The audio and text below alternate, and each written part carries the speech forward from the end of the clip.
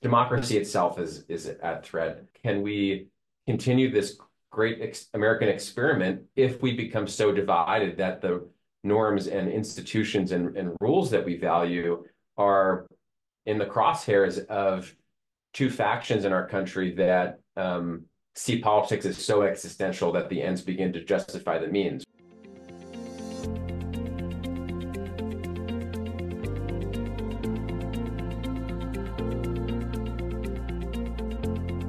Very excited to welcome Nick Troiano, founding executive director of Unite America. And he has just written a great book called The Primary Solution. Do you think that this movement, we also have like an image problem that keeps us on the margins in certain ways? We're very excited to tell people about our reforms and how they work.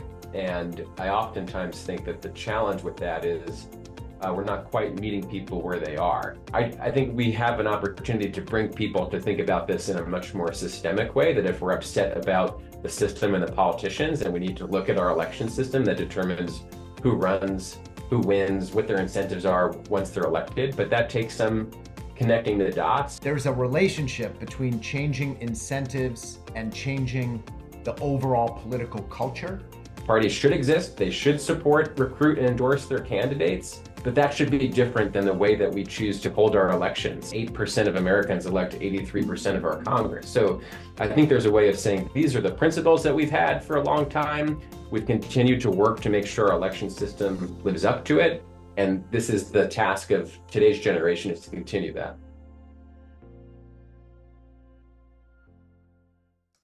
Hello, everybody. Thank you for taking time out of your day on a Thursday. I'm John Opdycke. I'm the president of Open Primaries.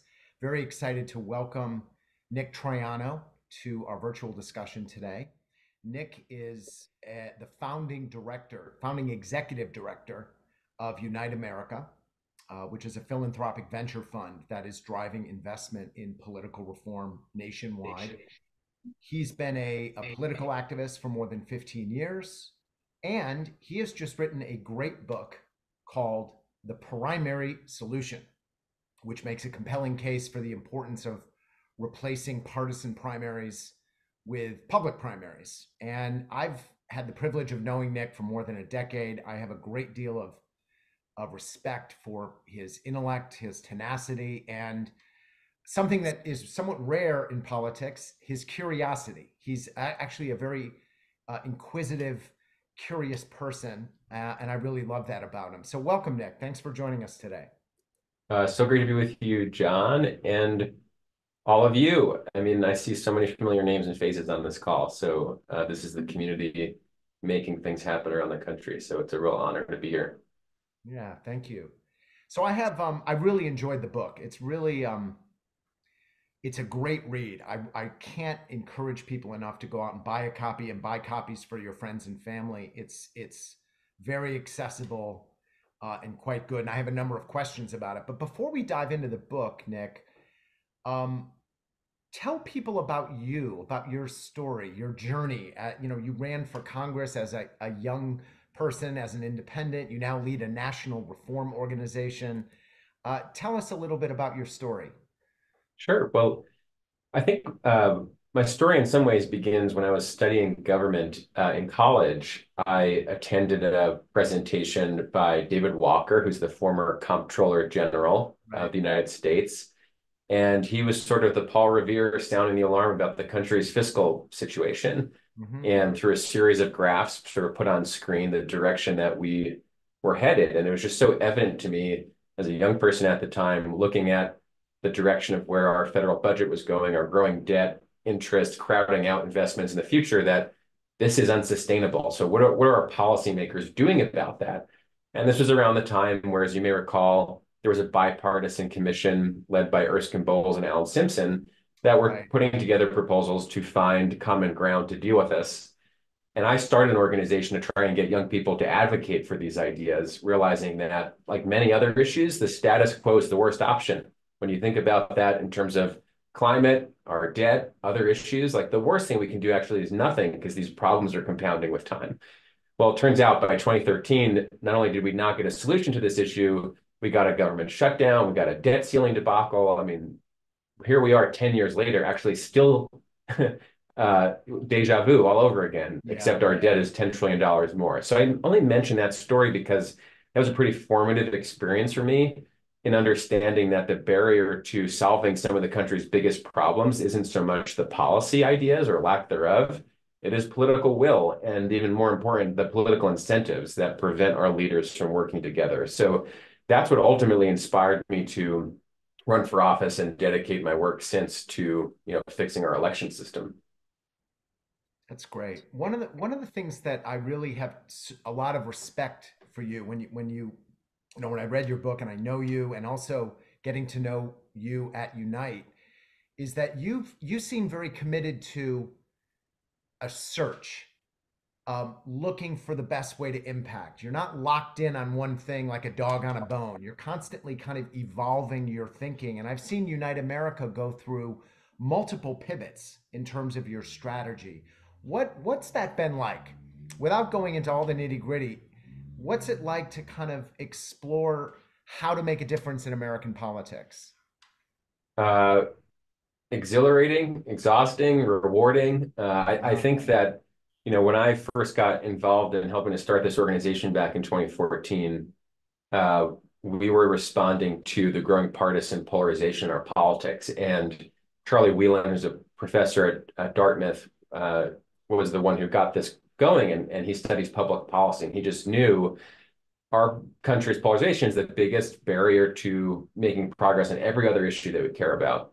But it seemed like every year or two, we would think our politics has hit rock bottom, only to see it get worse the following year, to the point now where we're not even as concerned about gridlock on policy issues as we are about, can we keep the republic? Can we continue this great American experiment if we become so divided that the norms and institutions and rules that we value are in the crosshairs of two factions in our country that see politics as so existential that the ends begin to justify the means. We're either shutting down debate or we're contesting free and fair elections.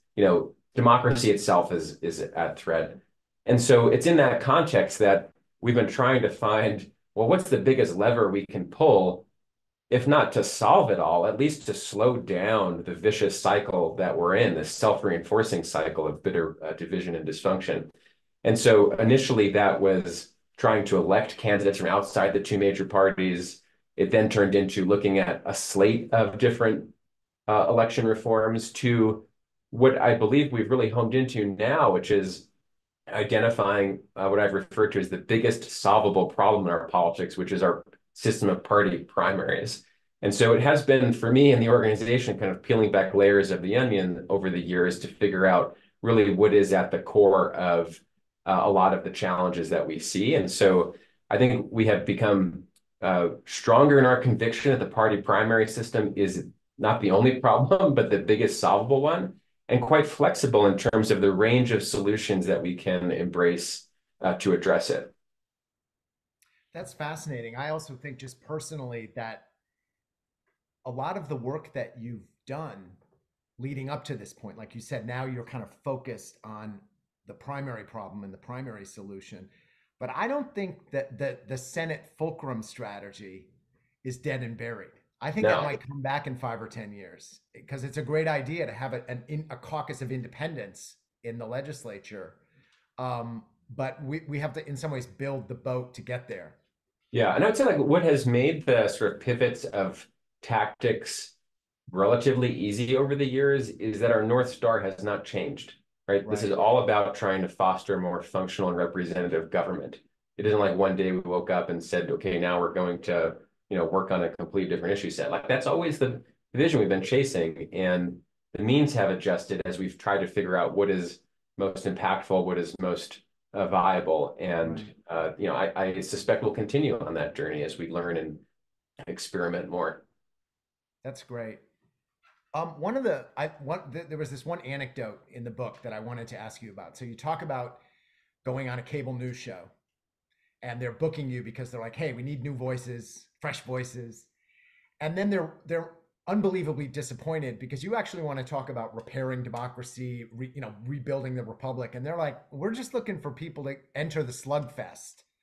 And the way you described it was how difficult it is for problem solvers to have a voice, in the national media narrative. So on the one hand, I'm a big critic of the cable news network. I hate how they operate, that environment. But do you think that we, this movement, we also have like I don't like the word branding, but like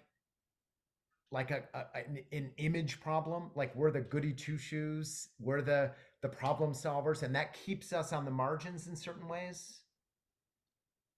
Well, I think, and this is also what I love about our movement is that, we're wonky types. We're very excited to tell people about our reforms and how they work. And I oftentimes think that the challenge with that is we're not quite meeting people where they are. The good news is I think there's a big opportunity, and that opportunity is that there is such tremendous dissatisfaction and disillusionment with our current political system. Right. It's just that most people are focused on bad candidates and displeasure with the options that they have, and are sucked into fights over this candidate or that party. I think we have an opportunity to bring people to think about this in a much more systemic way, that if we're upset about the system and the politicians, then we need to look at our election system that determines who runs, who wins, what their incentives are once they're elected. But that takes some connecting the dots. And in doing a lot of the research for the book, I also think there's an opportunity to be more relevant in terms of connecting this to issues that people really care about. One of the reasons why the progressive era 100 years ago was so successful is that they were talking not just about elections, but about economic issues that people were upset about at the time, for example, and how to pair these things in a way that just makes it more relevant to people who don't spend their days thinking about the ways that we vote or elections are held. Right. You make this very over and over in the book. You argue, hey, we've always been evolving our democracy. The founding fathers didn't put down the rules and regulations. There's been this 250-year process. In your work as an organizer, do you have a sense that people need to be reconnected to that? Like that they don't even know they have the power to make change, regardless of what the change is, when it comes to how we do politics? Yeah, my experience is that there's a pretty wide and pervasive assumption that the way that we currently hold our elections is the way that it always has been and the way that it always will be. And I think the most important thing we can do is just puncture that illusion, because once we do that, I think it opens people's imaginations to what is possible and how we can improve things. And as I write about, I think one of my favorite thought experiments to ask people is, why do we vote on Tuesdays? I mean, it seems Yeah. kind of strange, right? And it is a complete archaic aspect of, when we used to live in a mostly agrarian society, you needed to have a day to get to your county seat to vote and a day to get back between Sunday, church, and Wednesday, which is market day. And Market so day, right. there we go. We vote on Tuesday. And that's the reason why we still vote on Tuesday. So a lot of the things that we do are, traditions of the past that are no longer relevant, but have certain inertia behind them. And we can change it because we've also changed other aspects of how we vote, not just who can vote, which is important, but the fact that we vote on a secret ballot. I mean, in the early days of the Republic, the government wasn't the ones necessarily running our elections, or particularly the way that folks got nominated. The parties handed out literal tickets, right, of their slate of candidates, and you bring it to your polling location and drop it in. And that's how the whole term split ticket voting came to be, is when you wanted to vote for some parties' candidates for some offices and others for others, and you take these tickets together and then deposit it. So that doesn't strike people as the way we vote now. It's because we've changed it, and so there's an opportunity to continue to upgrade the way that we do our democracy. All right, Nick, I have to ask a somewhat highfalutin question. So just bear with me for a minute here. But one of the things I love about how you talk is that you're constantly talking about incentives. You change the incentives for elected officials, for politicians, you get different outcomes. You change how we conduct elections, create incentives for elected officials to be bridge builders and problem solvers, you'll get bridge building and problem solving. Do you think there's a relationship between changing incentives and changing the overall political culture? Is changing incentives how you change the culture? Is it distinct? Are they related? Like, how do you think about that question?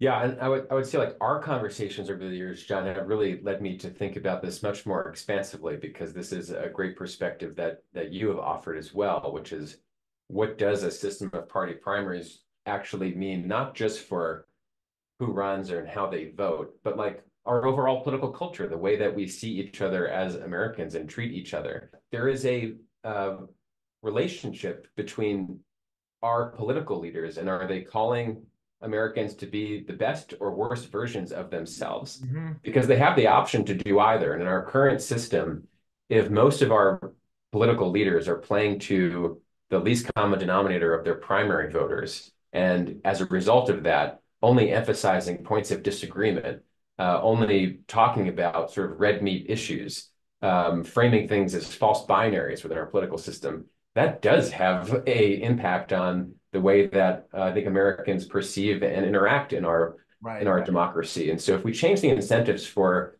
what our leaders are rewarded for, which is to think about how to bring us together and to solve problems, I think that can reverberate to the way that our society as a whole is functioning right now. Yeah, I think about that question a lot because I'm so with you on incentives. And I also like one of my heroes is Katie Fahey. And I never tire of her telling the story of the number one reason why people volunteered to be part of the anti-gerrymandering campaign in Michigan that she organized. You'd think the number one reason would be because I want to get rid of gerrymandering. But the number one reason was because I wanted to work with people that voted differently than I did in the last presidential on doing something positive in our state.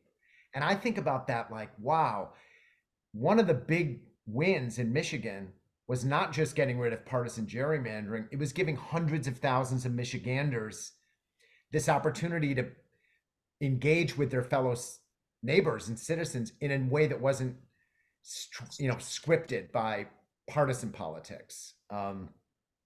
So I agree. I'll yeah, just say yeah, something short on that. Like, I think one of the most rewarding parts of doing this work, just even in our little bubble here at United America, we have a 30-person team, but it is a team of Republicans, Democrats, independents, a yeah, libertarian, a democratic socialist. And so, uh, what we're doing is supremely unnatural in our current politics, which is to bring people of varying ideological and political views together to say, there's actually something much more important than what we think about this issue or that. It's the way that we do democracy.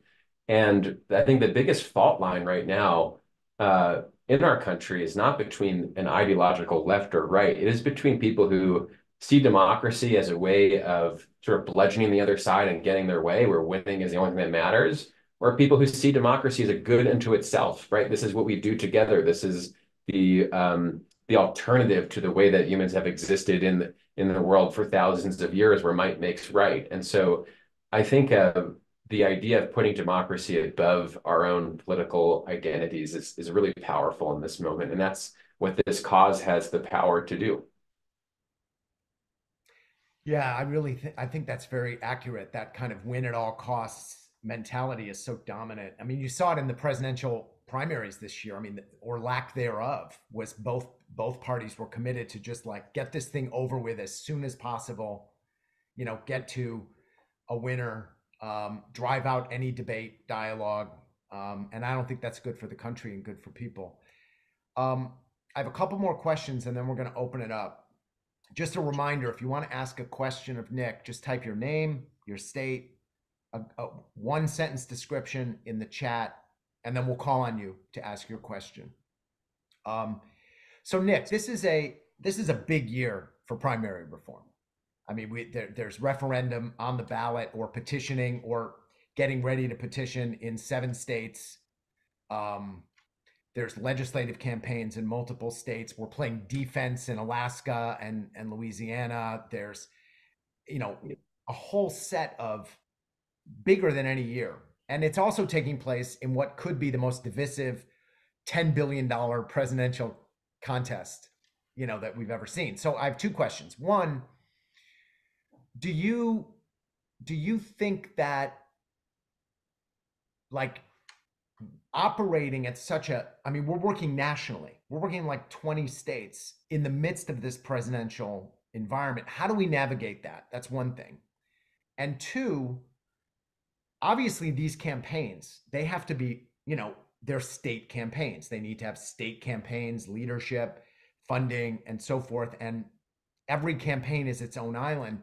Do you see opportunities to kind of shape a national narrative that while this unpopular presidential candidacy or campaign is going on, there's also this national campaign to change the rules, which is a hard thing to do because it isn't a national campaign yet. Do you Right. think about that or thoughts about that? For sure. And as we are also working on, we know most Americans are not paying attention to politics every day, year round, every year. Presidential years are when most people sort of awaken to participating in our political system. And so even just what we've seen so far in the presidential primaries, where you have close to 24 million Americans locked out Right. of voting in the primaries, who are unaffiliated or independent voters, is a way of saying something's wrong with our system. How do we choose, the leader of the free world, our president, when so many people can't even participate, or when the election is over before millions and millions of people can even vote because of the way that we do this process? So I think that's an opportunity for us to bring people into talking about this issue. And then secondly, I think we are going to see bitterly, divisive campaign at the presidential level, elections for Congress. And when we're running campaigns for election reform, just at a meta level, I think this is the alternative. Like, if you're upset about how ugly politics has gotten, this is our off ramp from that, without even having to say so much about all the particulars of these reforms. It's just, here's something that we can do to make it better. And I think that Right. this year is such an opportunity for it. The last thing I'll say is that having a half dozen states pursue initiatives for election reform while other states are working in their legislatures creates a story that media can write about. I mean, you've been at this much longer than I, John, but these pieces that we saw on NBC News, in Right. NPR, they didn't exist a few years ago. But what makes them possible is reporters love a trend. And the fact that we're seeing this in multiple states gives them something to latch on to, which I think can help reach a lot more people about the opportunity we have this year. You write in your book about one of the driving pressures that's making primary reform more and more relevant is just the 20% increase in independent voters in the last decade. You also, Unite America, just did a really kind of groundbreaking deep dive analysis and survey. You talked to thousands of independents in about 20 states. What was your biggest takeaway from that report? Or what surprised you most about really asking independents their opinions on things? Well, I think it busted a couple myths about independent voters. You know, it's almost a self-fulfilling prophecy that when independents can't participate in our primary elections, for example, that they're less engaged politically, and I think they're painted with a rather broad brush. What we found in our polling is that 80% of independents who are locked out, we call these the excluded independents. We only polled those living in the states where they couldn't vote in this year's presidential and congressional primaries. 80+% said they want to vote, that they would vote if these elections were open. And I think that, pushes back against this narrative that independents are independent because they're disengaged from politics.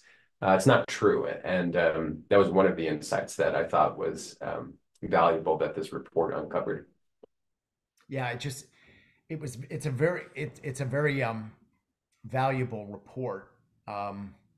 I think it made me also think of this report that Common Cause just put out in New York, where they just looked at New York and they asked independents, they said, well, I know you can't vote, but what if we simply allowed you to join a party on election day?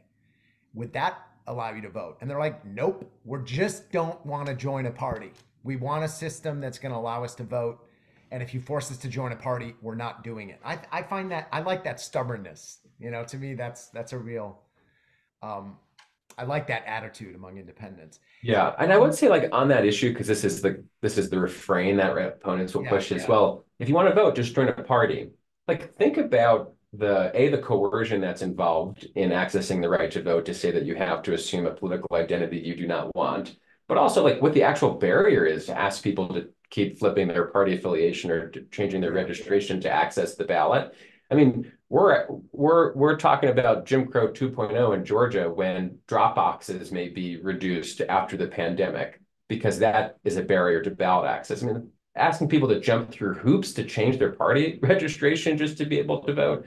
I mean, I can't believe people would say that with a straight face. yeah.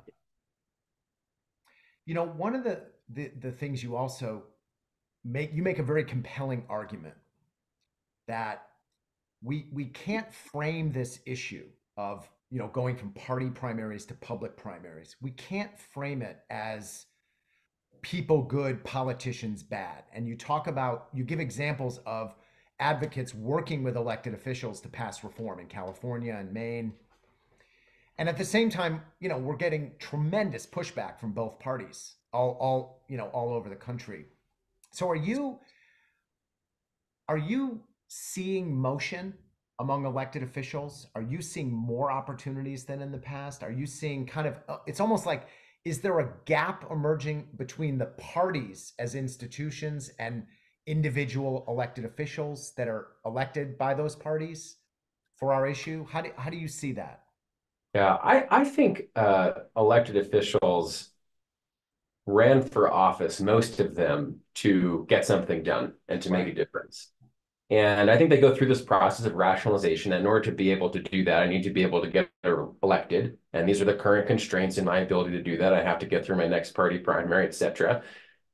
So I think by and large, elected officials, welcome these ideas. I think they're influenced by if who are the power brokers under the current system? How are those interest groups, for example, have more power to manipulate our elections because only a certain number of people actually decide them? And what does it mean to support reforms that would take away power from those groups? I think that's more of the calculus of why elected officials might be for or against this, less because of what they would like to be true, but more because of the groups that are lining up on the outside to oppose or support. But so Eric Bronner just put something in the chat. I mean, I did one of these chats with Veterans for All Voters, and I got a message this morning from one of the members of Congress from Massachusetts saying, love to hear you talking about this. I'm so excited about what's happening this year. Tell me about what states. I mean, like, there's demand out Yeah, there to see this, but it's there's great. not enough political cover, I don't think, for Yeah, the yeah, elected officials that want to come out to say yes or to expend their own political capital to actually push these reforms. And that's the work that all of us have on this call is to create that pressure and cover for our allies who are serving in legislatures to be allies of reform. yeah. And cover is grassroots cover, financial cover, institutional cover. There's lots of things that politicians need in order to be more brave on these issues. Because I agree with you. My experience is that they're not bad people in state legislatures and Congress. They're people that got into this because they want to help their communities. Um, One final question, and then we're going to open it up. So we really haven't had a federal open primaries bill since John Delaney back in 2012, 14, and 16. In this crazy congressional dysfunctional gridlocked environment, do you see any opportunities at the federal level? I do, and sort of write about in the book what a strategy can look like to advance these reforms. And of course, that's the work that so many of us are working together on right now. But I have an introduction where I talk about the success of the marriage movement, the marriage equality movement. That movement went from in 2004 having, half dozen plus states pass constitutional bans on marriage equality to Right. 15 years later, winning state by state, winning in the courts, a litigation strategy, and then a year or two ago, winning in Congress to enshrine this right, regardless of what the Supreme Court did in 2015. So that makes a movement strategy. It is not one or the other. It is how these different prongs can come together. And so I think it is so great to see the progress on the state by state level. And as a movement, we need to do more on litigation. And as a movement, we need to do more in Congress. And Brian Fitzpatrick, a Republican from Pennsylvania, he's a co-chair of the Problem Solvers Caucus. He had introduced a bill called the Clean Elections Act, which would take on anti-gerrymandering and also open primaries. And he's one who I think is a leader on this issue and thinking about what more can be done on the primary issue. And at the very least, it gives us something to organize around and to talk about when there is a federal bill, because now everyone on this call and all of our supporters and volunteers can ask their member, why aren't you a co-sponsor yet on the bill that would give independents a right to vote in taxpayer-funded elections? And that creates a conversation and a pressure point that I think is, going to be really powerful for the movement. Yeah, and if we let's say we win all our campaigns in 2024, by 2026, literally like a quarter of Congress will be elected in nonpartisan systems, and that creates some interesting opportunities, I think, to like, could you build like a nonpartisan caucus or something of that, something informal about Yeah. that. All right, we have a bunch of questions. We're going to start with Anthony in Maine, who has a question about Colorado. Go ahead, Anthony. So last name is Maine. I'm actually Oh, in you're not from Colorado. Maine. Your last name Yeah, is Maine. Okay, where are you from? Anthony, where are you from? in Colorado, Oh, okay. Longmont. So Nick, as a fellow Coloradan, you're probably familiar with our unique primary um, solution, if you can call it that. And I'm just wondering what you think of that approach of letting unaffiliated voters to cast a ballot in one or the other parties. It's not ideal. It should be a full open primary, but it may be a kind of a middle solution, a not as bad solution for some states. Is that something that has been thought about?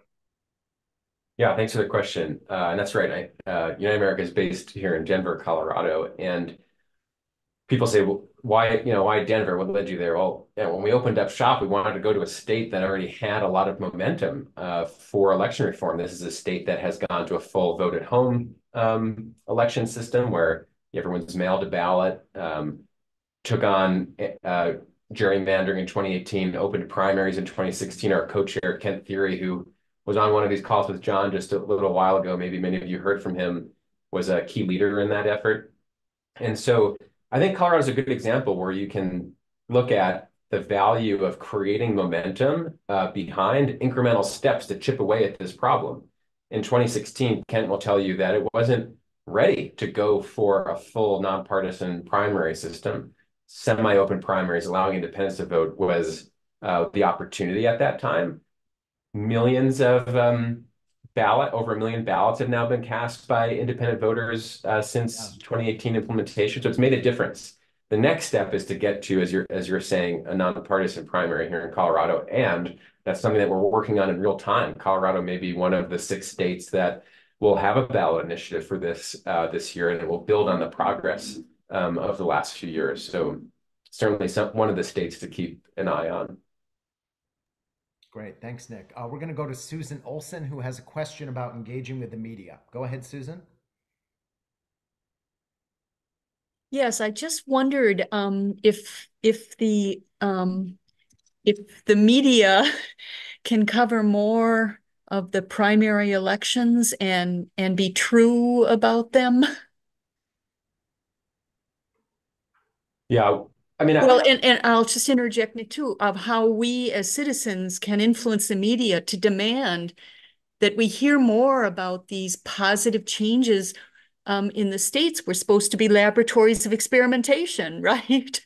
yeah. So how we could do that as well, you know.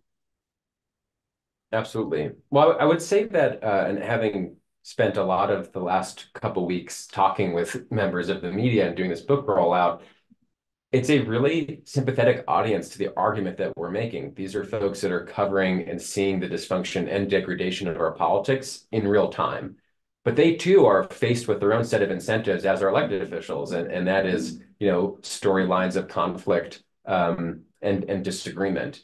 But I would say when they are able to find a relevant way of covering this topic, many are eager. And I would just give one example of Chuck Todd, who's the former moderator of Meet the Press, did his podcast a couple weeks ago. He's a believer in this because he's seen it.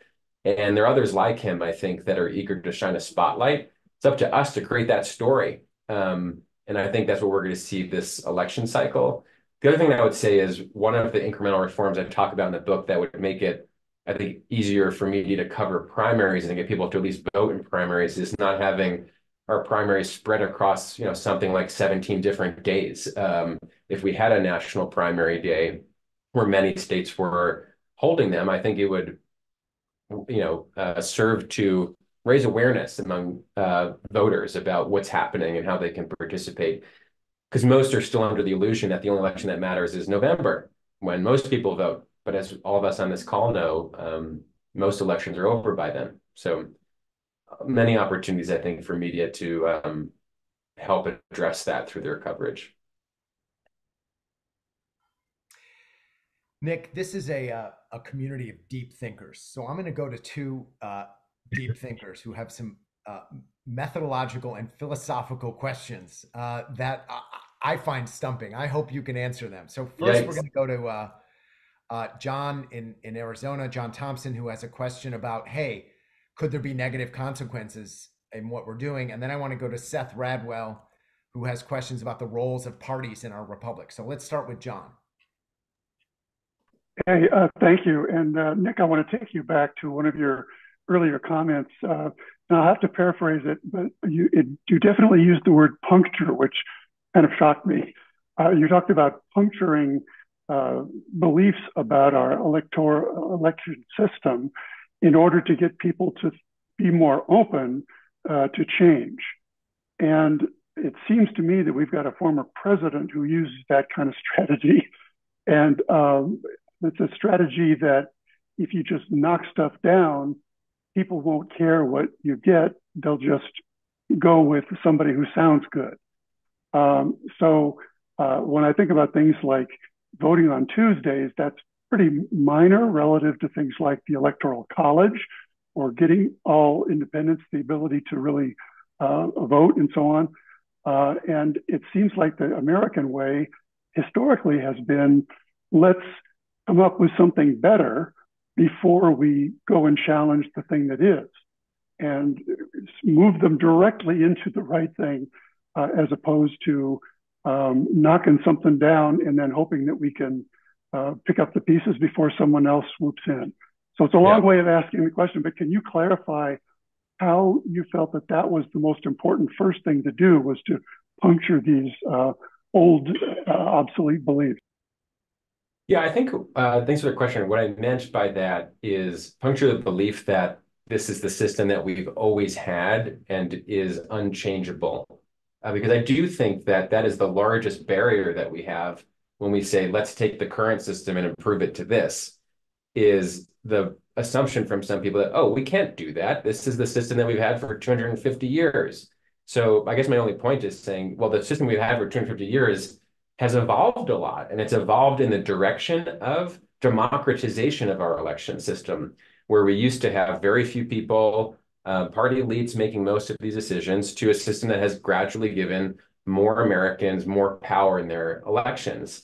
And that the tradition in our country is to continue to work to improve that system. I think we should do that alongside upholding the sort of bedrock principles that we've always held up in our election system or lived to aspire to. The idea of one person, one vote, the idea of majority rule. We fought a revolution around the concept of government having the consent of the governed. How can we have consent of the governed today when 8% of Americans elect 83% of our Congress? So I think there's a way of saying these are the principles that we've had for a long time. We've continued to work to make sure our election system lives up to it. And this is the task of today's generation, is to continue that. That's a great answer. I'm going to write that down and use it myself, Nick. We're going to go to Seth now, who has a question about the role of parties in our republic. Go ahead, Seth. Yeah, thank you, John. First of all, thank you, Nick, for being such an inspiration to so many of us in the private sector who've gotten engaged in this in recent years because of the tremendous concerns we see. And you too, John, the work you guys have done has been amazing. So here's my question. You know, the history of political parties is so interesting in the U.S. Going back to George Washington's warning against them, a lot of people have said that had parties been kind of quote unquote less democratic, Donald Trump never would have gotten the nomination because the smoke-filled room wouldn't have allowed that.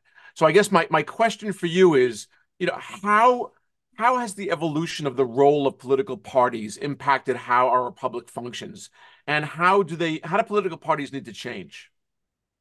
That's a great question, Seth, and thank you for modeling great leadership of people coming into this movement and the great book that you've written.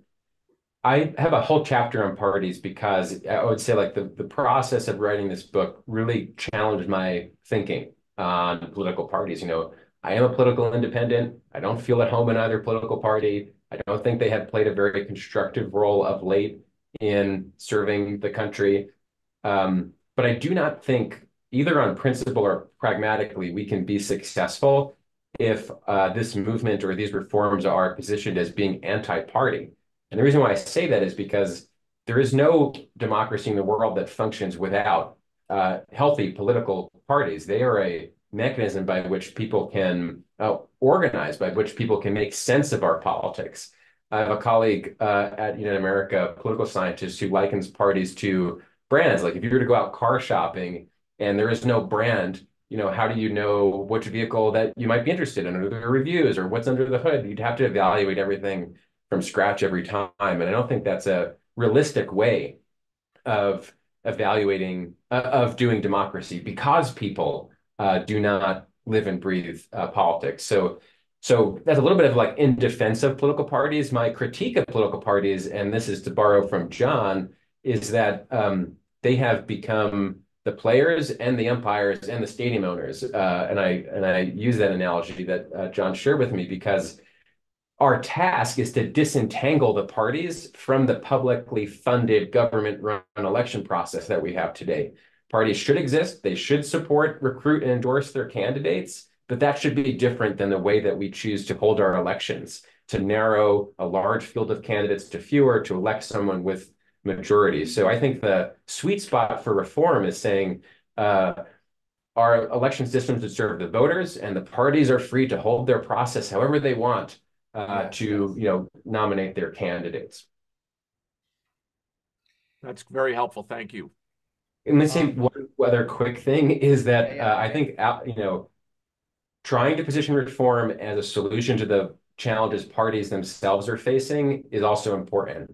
The reason why we got direct primaries in the first place and did away with the smoke-filled rooms wasn't just the outside effort of political reformers. It was also the fact that the caucus and convention system was no longer working for the parties at that time. They were becoming very factionalized, disorganized. And so a lot of the parties were open-minded of how do we do to improve this system? And reformers came along with this idea. And so when I look at the parties today, they've lost control over their nominating process. You know, special interest groups, party activists have hijacked their nominating process. I think we should position our reforms as a solution to their problems, as well as a solution to the ones that we see as well. That's really smart. I have a great question from Andrew Dykers. He wants to know the pros and cons of open primaries versus just having an independence primary. Go ahead, Andrew. This is a great question. Hi, I wasn't expecting to be heard. You are being heard. Where are you from, Andrew? I'm in Carborough, North Carolina. And yeah, I've been thinking a lot about this. I certainly applaud all the open primaries efforts, but I read your report that came out some months ago, and the numbers were disconcerting as far as like no independent representation happening. And I'm not understanding why an independent primary isn't more of a focus. It has the positive of the open primary is that anyone can vote for whoever they want, regardless of affiliation, and that's great. But the candidates have to compete with the major party funded with the major parties. at the earliest phase, whereas an independent primary would guarantee independent representation on the general election ballot. Sorry, I can ramble a bunch. I think you know what I'm saying. Yeah, no, I think it's a valid idea, Andrew. And in fact, you know, even though I've been involved in this space for a while, I think new ideas always are coming to the fore about different models that we can potentially explore. And I think the idea of not just a semi-open primary where independents get to pick either party's primary, but they actually get their own ballot where they can vote for any candidate, including candidates that aren't running in either party's primary, is an innovative idea and maybe a step toward, what we want to get to. I do think when you have a system like Alaska with a top four, top five primary, it does mean that you will have space in the general election for credible candidates beyond just the ones that are running in two major parties. I will say when I ran for Congress as an independent, I would much rather be running under that system than any other because the ability to compete in a credible way on the same playing field as the other candidates and also a pretty good shot of getting to the November election would be, I think, most strategic to giving voters, more choice on their ballot. Yeah, I just my pushback would just be in the net results. I feel like we have to end the battle for majority control. And the way that I see to end the battle for majority control is that we have to increase the independent representation. And independent representation can't increase if they don't get onto the general election ballot. And in that open primary, I hear you saying, and especially when the number does get to like 4 or 5, it becomes a little bit more of a fairer fight. But even still, the Supreme Court has said that the parties can support the candidates in the primaries. So as this evolves, the parties are just going to get more sophisticated about supporting a larger number of candidates in that open phase. So to my mind, if you have the independent primary, you guarantee the representation will occur on the general election ballot. And that will boost confidence and it will accelerate the trend that's already happening of independent voter registration numbers. And over time, and I think relatively short time, in that model, the parties their stature would be reduced to proper size. And then a truly open primary, as you're describing, and as in place in some states, becomes more timely. Thank you for listening to all that. Just one thought about what you're saying, Andrew, because I think it's very very thoughtful. Is that I think when I think of the word independent representation, I think of two things. I think of independent voters having full option to participate and select from among all the candidates, including Democrats and Republicans. There's a lot of independents that they don't want to support third party candidates. They want to pick the best person. And I think it's really critical what you're saying about we can't just allow access to the party controlled system and culture. We have to build new political muscles that engage the questions you're raising. And I don't have a simple solution to it, but I think it's really profound and important what you're raising. Well, I appreciate you listening. Yeah. All right. We're going to Brian in Arkansas, who has a question about presidential primaries. Go ahead, Brian. Hello. You can hear me okay? Yeah. All right. It would appear that the United States is on a path to abolish all party primaries in maybe the next 10 or 15 years. Knock wood. Yeah. So, but I'm just wondering, eventually it seems to me the United States would turn its attention to also abolishing the presidential primaries, which seems to me to be a lot more difficult task. And I was wondering, Nick, what you thought about how that would look or how we would do that. Do you have any thoughts on the process by which we do that and what the election system would look like once that was done? I hope. I think your vision of what our system can look like in 10, 15 years is right on. And I think if we were to do that, by the way, it would create pressure to answer the question that you're posing about what do we do at the presidential level as well.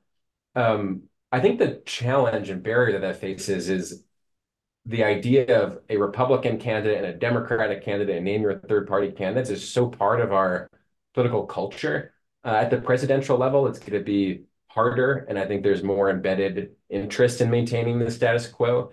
But don't look past what a presidential election like 2024 can do to create the demand for something better. I mean, the parties are nominating two candidates that a majority of Americans do not want to vote between.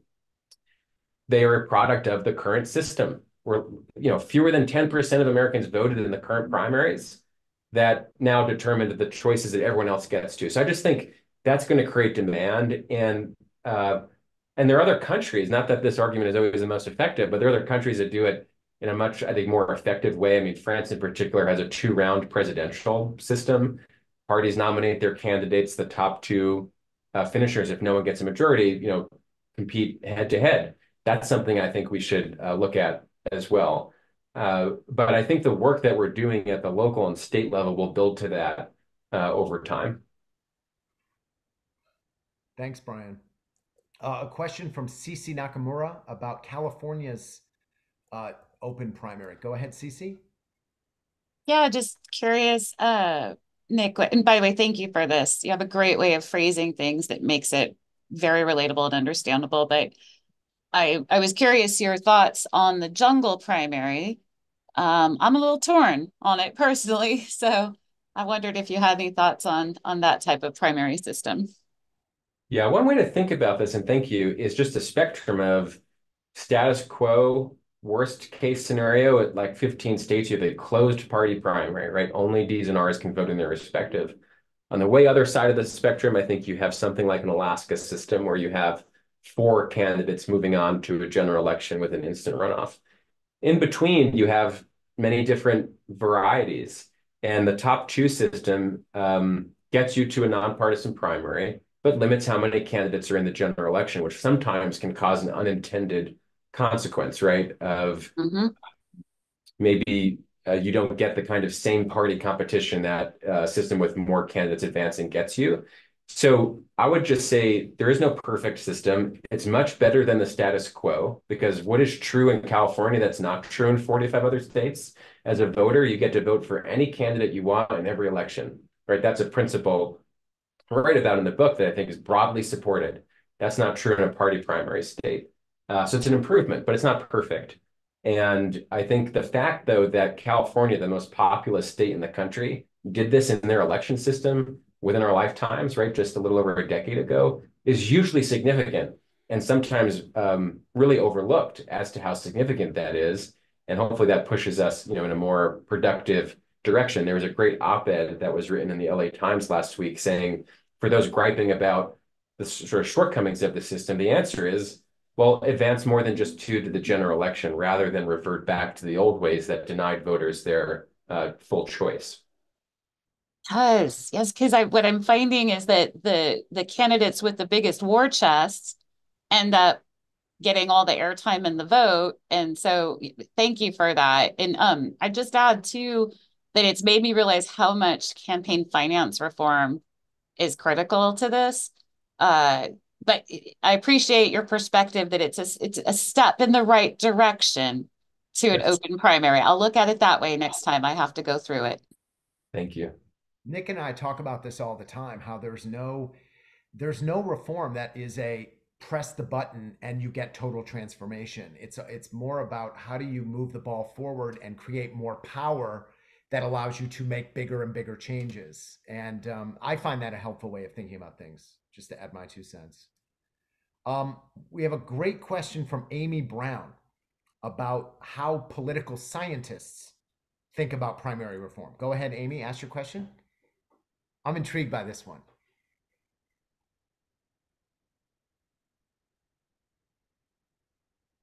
Yes, thank you. So I'm working more on the ranked choice voting side and work with a colleague and continue to get just hammered by feedback that experts again say that open primaries actually won't change or move the needle like we believe it will. And I've not done a ton of research on this, so I was just curious, what the counterpoint is to open primaries and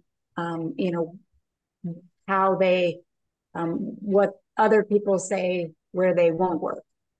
Yeah.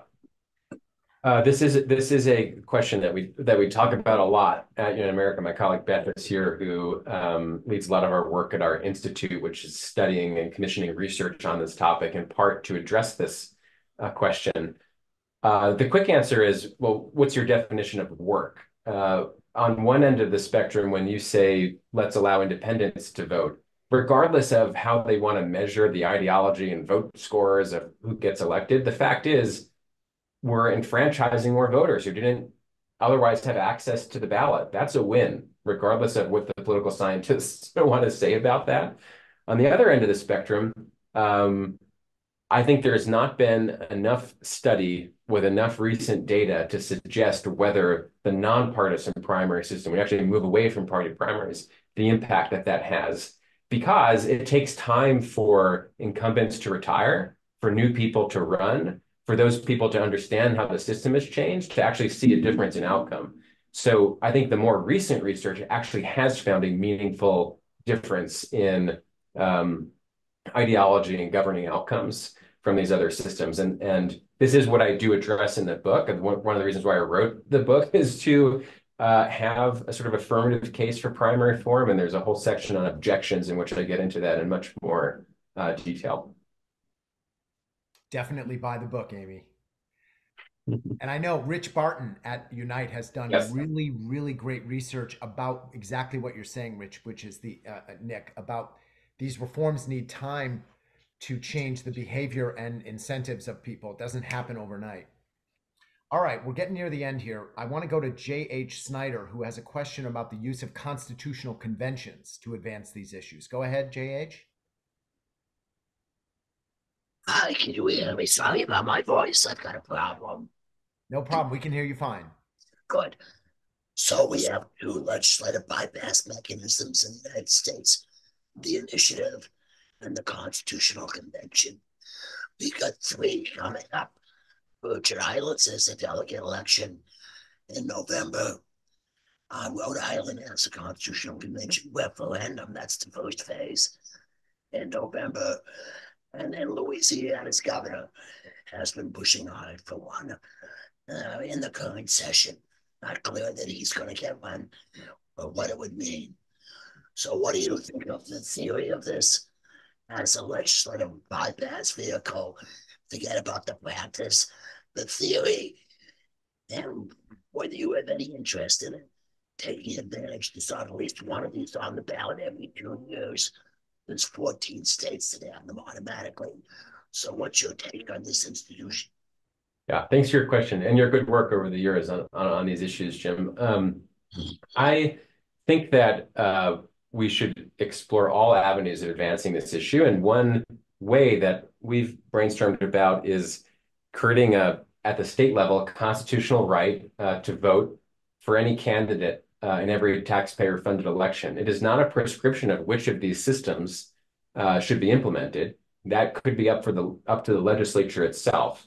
And so in the context of these constitutional conventions, and again, with support from legislators or whoever will take part in them, I think that it is an interesting model to think about what is an affirmative right that could lead to downstream some of the reforms that are being advocated here.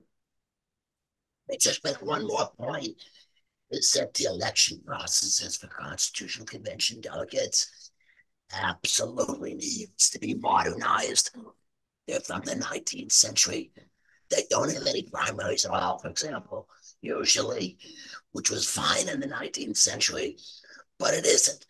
So if you could get involved and apply your logic to what I would call higher elections, that is, elections for convention delegates, I think that would be a breakthrough.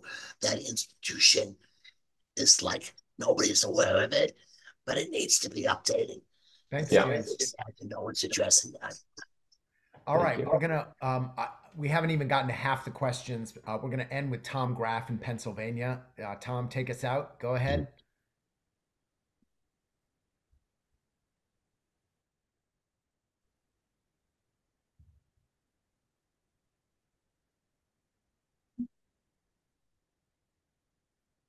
You gotta take yourself off mute. No. I got it. I'm sorry. Okay. I couldn't get off mute there. Yeah.